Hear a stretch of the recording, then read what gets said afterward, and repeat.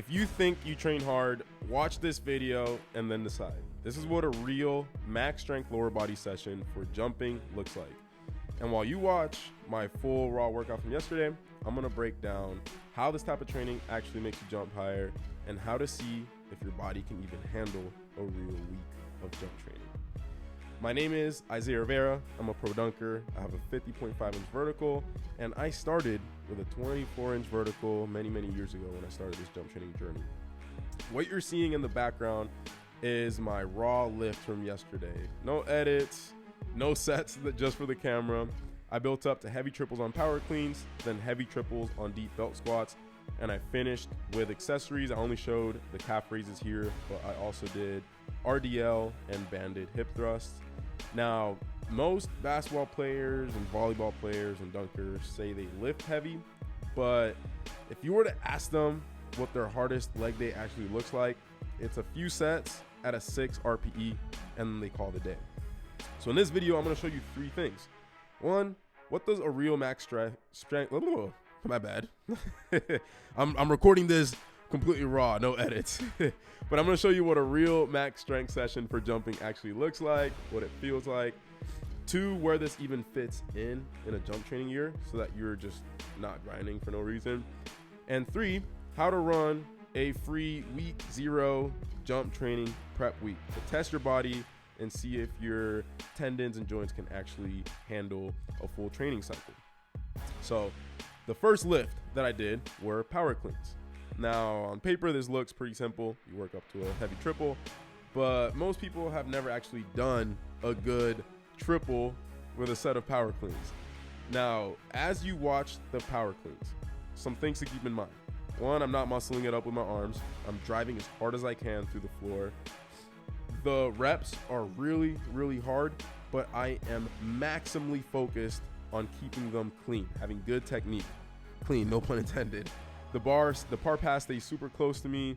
I'm not hitching at all. It's one smooth acceleration. And then on the last few sets, you're gonna see that the bar speed slows down a lot, but I'm still in control. Now, what should max strength work for jumpers? What should it feel like? It should be grindy, but it should never, ever look ugly. It should be heavy, but you shouldn't want to feel like you want to off yourself. Now, for your own training, here's a simple way that you can do this.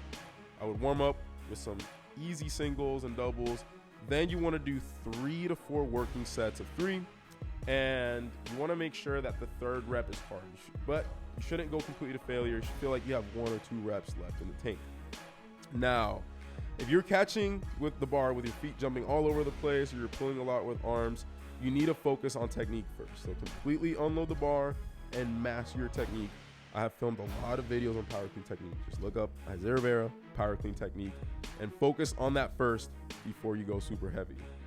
Now, in a training cycle like this, cleans are about teaching your body to produce a ton of force very quickly under load. We're building your engine, but we're not testing your absolute max. Now, this part of my training cycle is a little different. John said I could work up to a heavy single, but that was an audible call that we did right before the session. If you're a beginner, stick to what's on the piece of paper.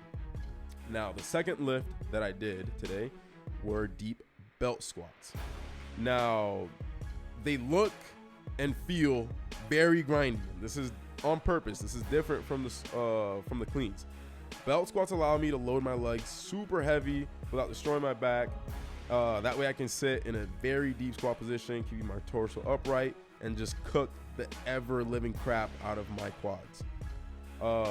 When I go on to the belt squats, what I want you to pay attention to is when I'm going deep, every single rep, as the set goes on, the weight slows down, but I'm still trying to drive the weight up as hard as I can, and I'm forcing myself to stay in the exact angles I need for good 2-foot jumping. Now, a lot of jumpers live just with the bouncy stuff. Pogos, light plyos, they spam jump sessions, and then they wonder why they're not making any progress. This session, we're building the force side of your engine. We're putting muscle in the places that you need to. We're allowing your tissues to develop some tolerance in those deep positions. And we're training your ability to not fold like an omelet when you come in hot during your penultimate step. Now, the key is we're not doing this all year. This is just one training cycle. There are parts of the year where you want to do that deep, heavy, grindy work. And there are parts of the year when we do the fun stuff, the fast stuff. So what you're watching right now is a hard max strength day in a max strength cycle. Now, here's where most people mess this up. They see a session like this, they get hyped up, and they go straight into it from not having worked out or just doing body weight training or plyos, straight into trying something like this. And week 1, you're good. Week 2, you start aching. Week 3, you're completely messed up and can't get through the entire week. So that is why the THP training system is 3 parts. Develop your force, how much force can you generate, but we also keep in mind your tendon health, and then we want to make sure your technique is on point. That's why I built a free week 0 jump training week for you. 7-day plan where you're going to test your vertical, standing and full approach. You're going to run an entire hard THP training week it's got the full 9 yards, strength days, jump days, the recovery days. You're going to be tracking your knee pain. You're going to be filming your jumps for a technique analysis. And you're going to do with yourself what I'm doing with my own training. You're stress testing your body to see if you can handle a full training cycle. And I'm going to be honest. That week is going to expose you. You're going to realize that you're not strong. You might realize that your tendons aren't as healthy as you thought. And that maybe you're not ready for a full hard training week, but that's okay. It's just data. So if you want to take a part of that, if you saw this training and you're like, that exactly is what I want to do, go click the link in the description. I also pinned a comment that contains it. Again, it's completely free. I'm not going to ask for your email. I'm not going to ask for your phone number. This is just to see if you are ready for our training. So go get it. Again, link in the description, link in the pinned comment. Enjoy, guys. Hope you like the video. Peace out.